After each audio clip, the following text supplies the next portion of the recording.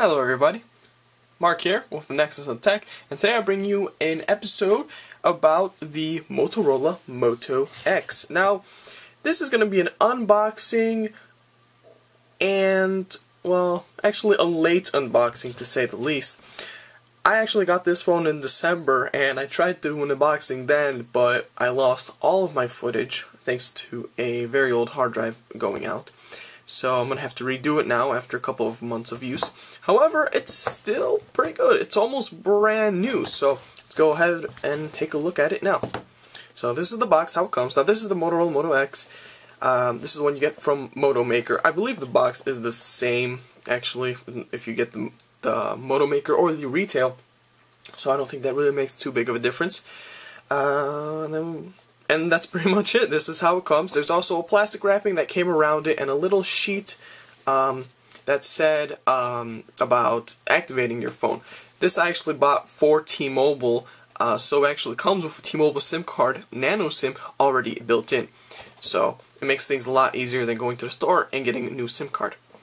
So let's go ahead and open it up, and I'm going to try to do my best to replicate how it was when I got it. And this is literally how I got it. You open up the door, or the little flap. Sticker right here acts as a hinge, and there's no sticker on this side, surprisingly, which is nice. Makes things a lot easier. You have a nice colored inner inside. Looks nice. I guess it might show you all the kind of color combinations you can do. But the phone is just like this.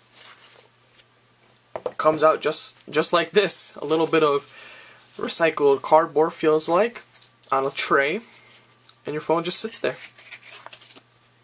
And as you can see, I still actually have my screen protector on because, well, to be quite honest with you, this screen does not, or at least the screen protector, does not have any weird, like, power here, volume here, markings, or anything like that, which makes it very nice because you can actually use it, you know, as a screen protector. Now, it's not going to do the best job as, like, a paid screen protector, but it's nice.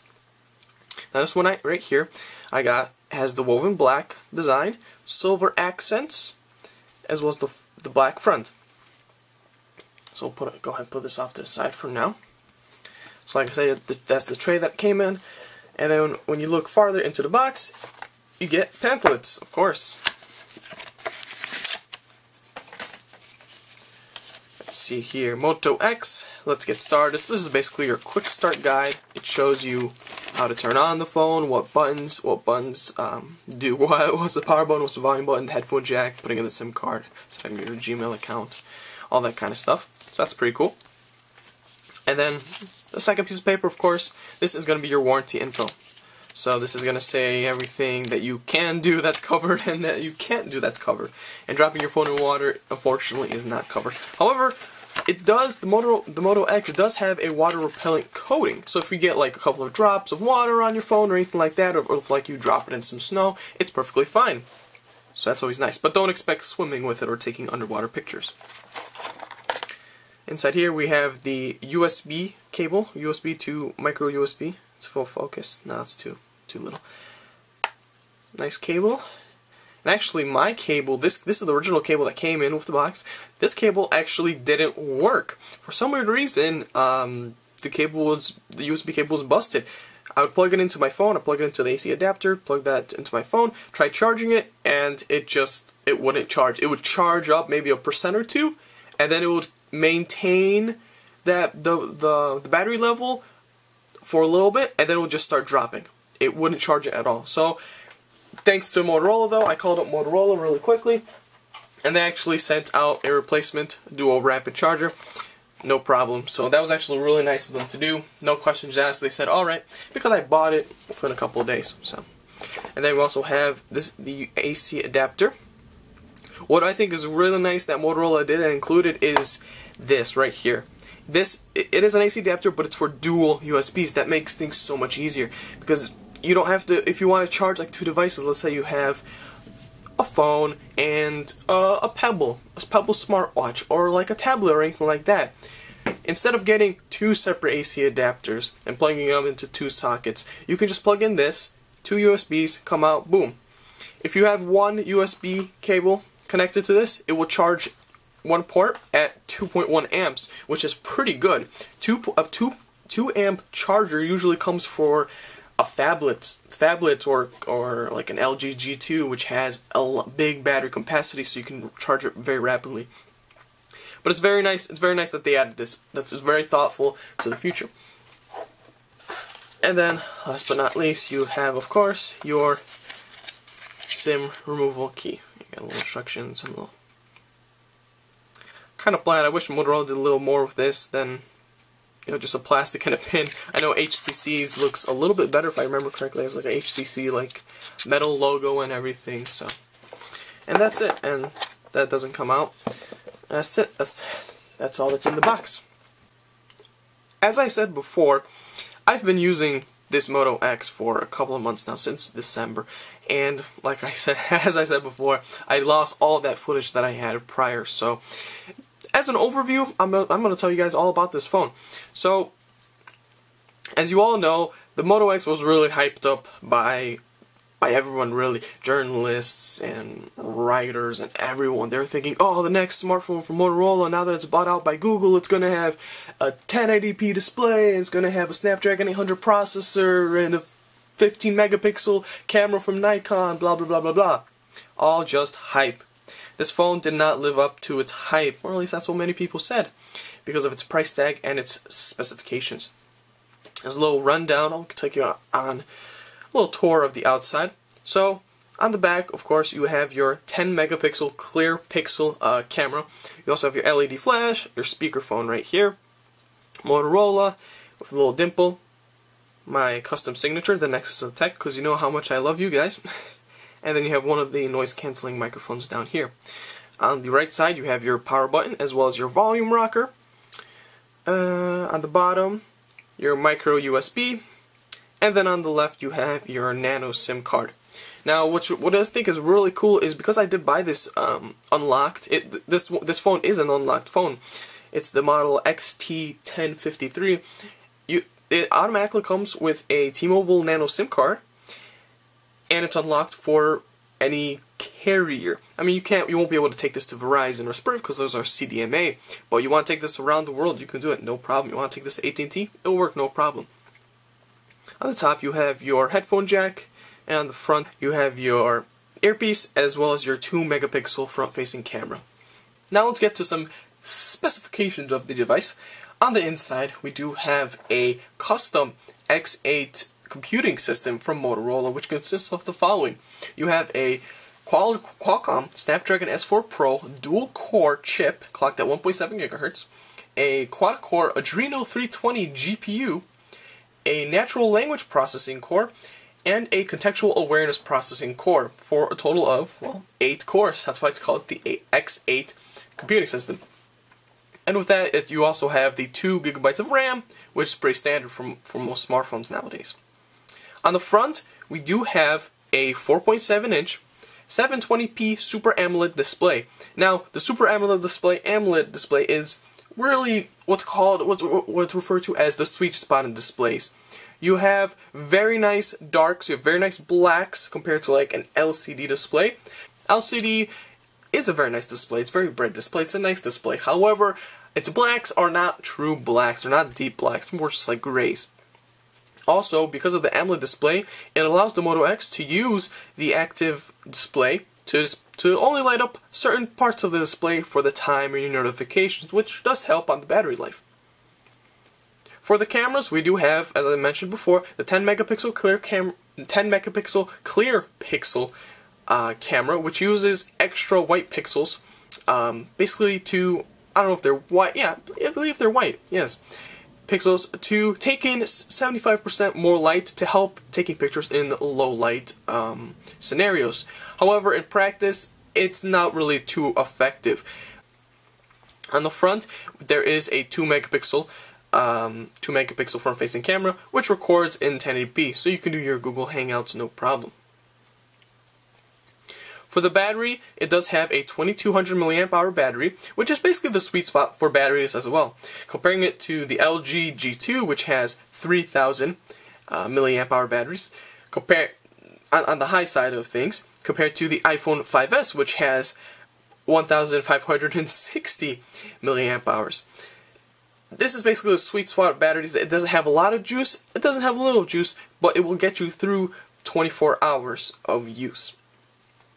For the storage, we do have your choice of 16 gigabytes or 32 gigabytes, and it is fixed storage. So just like the battery, the back cover does not come off. There are no extra ports where you can slide in a micro SD card, so you're basically stuck at those two options.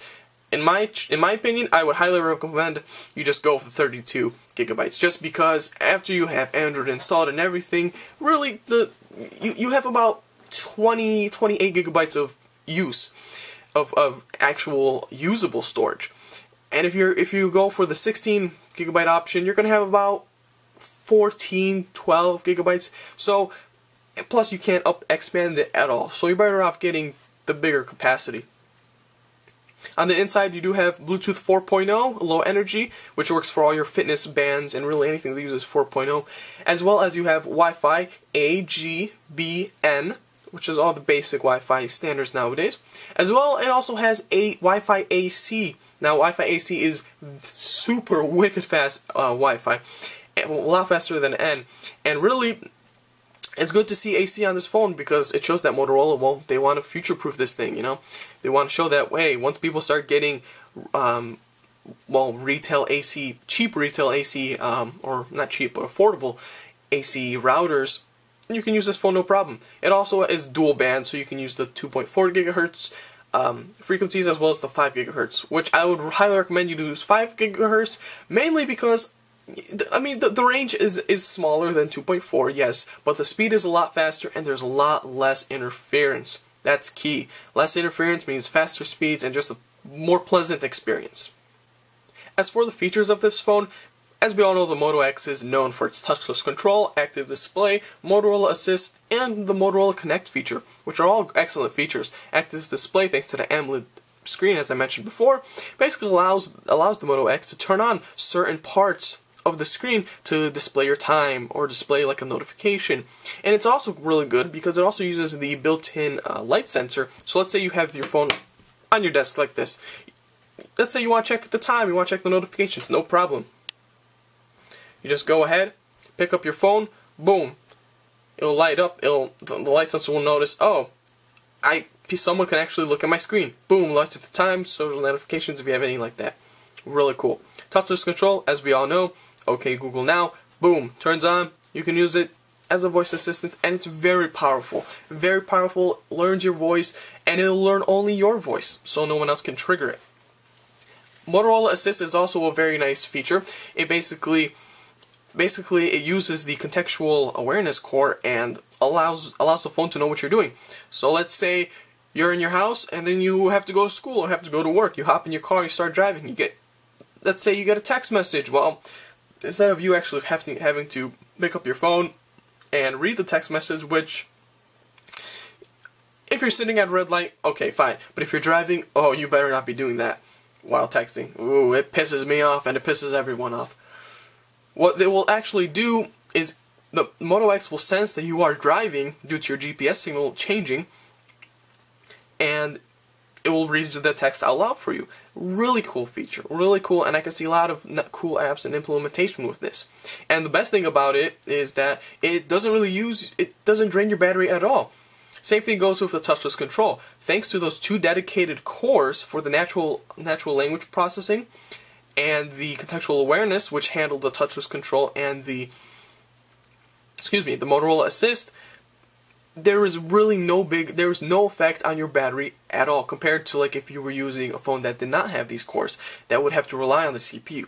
The last feature is Motorola Connect, which I used this feature for a little bit, but then I just ended up not using it mainly because my phone is on my desk either way when I'm at a computer or not, so I can just turn it over, flip it over, boom, check if I have notifications. Well, Motorola Connect basically allows you to send text messages from your computer. So you'll have like the app installed on your taskbar, and if your phone gets a message or a text message, it'll come up on your computer screen right there, and it'll show up, oh, you got a message, you want to reply? Sure, type, keyboard, done. I mean, it's nice because it allows you to type faster, and allows you to see it straight on your computer. But after using it for a while, I just decided it's not really worth it for me. Overall, though, this phone really is a feature-packed phone. For the price, for the money when it first came out, not really. Now, since the price has come down substantially, if you have the money for it and you're looking for a phone that is going to be receiving timely updates, as well as it's a damn good phone. Damn good phone. Voice quality is amazing. If you're having a voice, like if you're just talking with someone, you can hear everything perfectly fine. The reception is great. Motorola knows how to make very good radios. You'll have signal, no problem. Of course, you know, depending if, you know, your carrier has good signal. But for the most part, this phone will, compared to like, if you had this phone compared to like another phone with the same carrier, the Moto X will probably have a better signal just because it's built better. It has a nice premium heft to it. It just feels like a very nice phone. This is just an overall nice phone. And you really won't have to worry about charging this bad boy until you go to sleep. And even then, sometimes let's say you don't have a charger, you can probably do alright over the night. This is a really remarkable phone. It's a phone that, yes, it has mediocre specs, but it has something that we haven't seen in a long time, and that is actually useful features. The air swipe glance thingamabobbing, you know, tilting the phone to make the screen up and down, that's a gimmick. No, that doesn't work. That doesn't work. Having your phone sit like this, flipping it over and have the time automatically come up without hitting a button, without pressing a button, being able to unlock your phone without pressing a button, excellent, amazing. That is innovation, and that's really what we're missing in the smartphone industry now. We're missing that innovation. And with Motorola, they're bringing them back. They're bringing back innovation, they're going back to the roots and doing something new, and you know, there's no such thing as bad publicity, and the Moto X is catching a lot of it. As I said before, I am really sorry for getting this footage out to you guys so late. Like I said, my hard drive failed, I lost all my footage, and, well, it's really been a pain. Not to mention that, and school, and just life overall. So, I hope you guys enjoy this unboxing, and not really a first impression, but more of like a 500 and something impression, seeing as I've used this phone for a couple of months now. But I do hope that you guys enjoy this kind of content, and if you want to see more of this kind of content, be sure to subscribe to my channel as well as like this video if you liked it. Dislike it if you disliked it, and leave a comment if, well, you have a Moto X too. Without further ado, thank you guys very much for watching, and I'll see you guys in the next video. Take care.